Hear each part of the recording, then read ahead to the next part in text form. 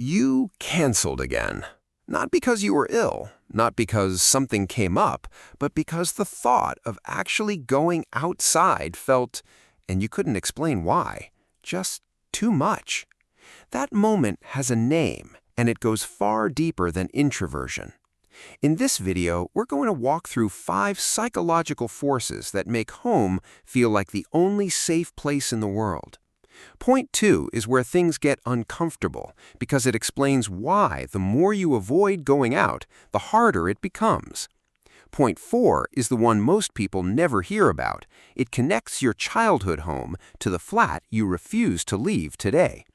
By the time we reach point 5, you'll understand why this isn't a character flaw and why that distinction changes everything. This isn't guesswork. A 2022 study from University College London found that avoidance behavior, specifically avoiding public spaces, increased sharply across British adults in the years following the pandemic, with rates remaining elevated long after restrictions lifted.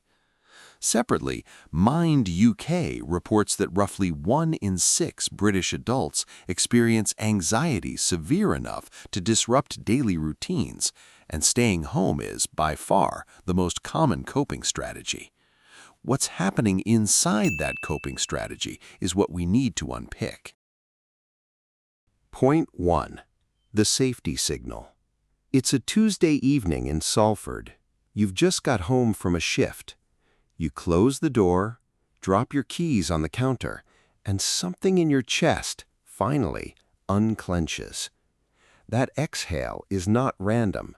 Your nervous system just received what researchers call a safety signal.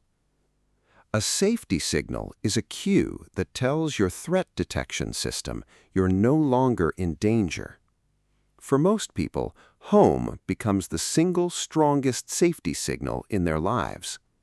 A 2019 study published in Psychological Science found that familiar environments significantly reduce cortisol, the body's primary stress hormone, within minutes of entering them.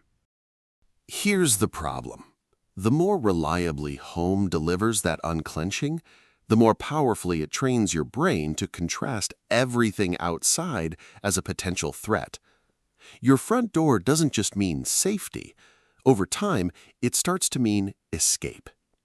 And that contrast, safety versus escape, is where point 2 begins. Because what happens to your brain every time you choose not to leave is more significant than most people realize. Think about the last time you actually felt your shoulders drop when you got home. How often does anywhere else do that? Point 2. The avoidance loop. It's Friday night. There's a gathering at a colleague's flat in Hackney. You said you'd go. But it's raining, the journey's long, and by 6 o'clock you've already found 12 very reasonable arguments for staying in. You text to cancel, and immediately you feel better. That relief feels like evidence. Evidence that you made the right call. Evidence that home was the correct choice. It wasn't evidence. It was reinforcement. This is called the avoidance loop, and it's one of the most well-documented patterns in clinical psychology.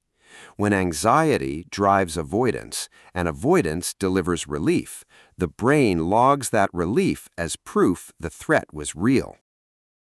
Dr. Stanley Rockman, a British clinical psychologist at UCL, spent decades documenting this cycle. His research showed that each successful avoidance episode raises the perceived threat level of the avoided situation, not lowers it. So next time, the gathering feels even more daunting, the journey even longer, home even more necessary. Most people experiencing this believe they're protecting themselves. What they're actually doing is making the outside world progressively smaller. Which brings us to point 3. Because not all of this started with a single gathering. If you're still with me, what I'm about to cover in point 3 is the piece that most self-help content misses entirely. Point 3. Hypervigilance fatigue. You step onto the Central Line at Bank during rush hour. Within about 40 seconds, your brain has scanned 43 faces, registered 2 conversations happening simultaneously, clocked a man moving unusually fast toward the doors, and calculated whether your Oyster card has enough credit. You weren't consciously doing any of this. Your threat detection system was doing it for you. This is called hypervigilance, a state of chronic, low-level threat scanning that many people live in without ever having a name for it. Research from King's College London found that individuals with generalized anxiety disorder spend significantly more cognitive energy processing neutral public environments than non-anxious individuals, treating ordinary situations as if they require constant monitoring. The result is what psychologists call fatigue accumulation.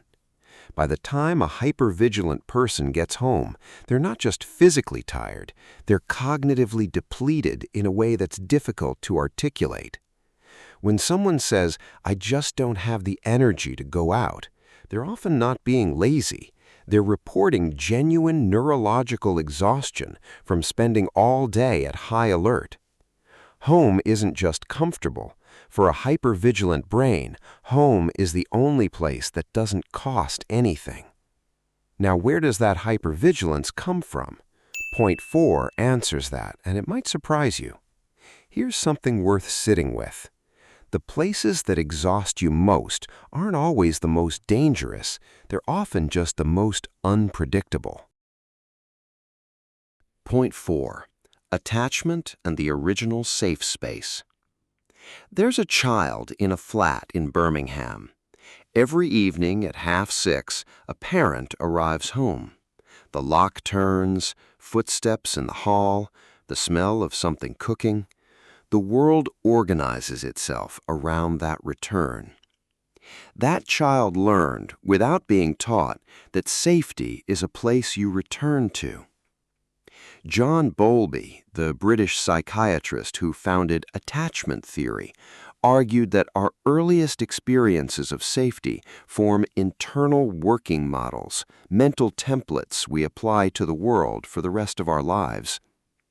If the home you grew up in was the one consistent refuge from noise, unpredictability, or emotional difficulty, your adult brain may have mapped home as synonymous with security in a way that's remarkably durable. A 2021 study from the University of Edinburgh found that adults with anxious attachment styles, often rooted in childhood environments, were significantly more likely to report strong home preference avoidance patterns in adulthood. This is not deterministic. Understanding it doesn't mean you're trapped in your history. But it does mean that when home feels like the only safe option, you may be operating from a template that was formed long before you had any say in the matter. And that recognition, that this began somewhere logical, connects directly to what I want to leave you with in point 5. If you're still here, here's the part most people miss, and honestly, it's the part that matters most. Point 5. Shrinking worlds and the tolerance window. A retired teacher in Leeds notices one autumn that she hasn't been to the town center in 6 weeks. She doesn't think of herself as someone who can't go out. She simply keeps finding reasons not to. By January, her world has contracted to 3 streets, not by choice exactly, by accumulation. Psychologists call this world shrinking, and it's the slow, often invisible consequence of the avoidance loop compounding over time. Dr. Gillian Butler, a clinical psychologist at Oxford, describes a concept she calls the tolerance window, the range of environments a person's nervous system can engage with without triggering a significant stress response. That window is not fixed. It expands with gentle, consistent exposure. It contracts with consistent avoidance. This is significant for one reason. The direction you move is within your influence. The window doesn't close permanently. Research published in the British Journal of Psychology demonstrates that graded exposure, small, deliberate steps into previously avoided environments, consistently widens the tolerance window over time. You don't need to leap, you need to step. And that brings us to the secondary hook I planted right at the beginning of this video. I said by the end you'd understand why this isn't a character flaw. Here it is. Every mechanism we've covered, the safety signal, the avoidance loop, hypervigilance, attachment, the shrinking world, every single one of them is adaptive. Each one began as your nervous system doing exactly what it was designed to do, protect you. The door that never opens isn't stubbornness. It isn't weakness. It's a very human system that learned its job too well in an environment that taught it to be cautious. The question isn't why you can't leave. The question is what it would mean to teach your nervous system, gently and without force, that the world outside is survivable too. If this reframed how you see your own relationship with home, the next video, on people who dream big but never act, goes even further.